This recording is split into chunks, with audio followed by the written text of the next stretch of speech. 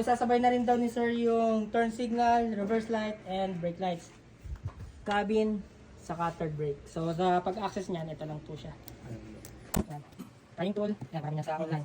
So, yan, dito nakikita, sorry. So, baba mo lang yan. Ito na yung access mo sa valve. So, kunwari ito. Yan, twist counterclockwise. So, yan yung mga, so, ganun din sa ibang socket. So, isa-isahin ko muna. Nakapalitan natin ng R-Valves LED. So, pag ibabalik mo naman siya, pasok mo lang and then twist clockwise. So, tapusin ko muna since tatlo pa yung bumbilya. Tapos sa kabilang side din.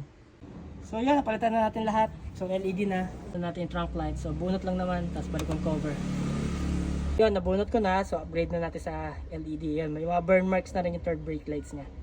Yan, nakabit na natin ng R-Valves LED. So, ibalik na natin sa bahay niya.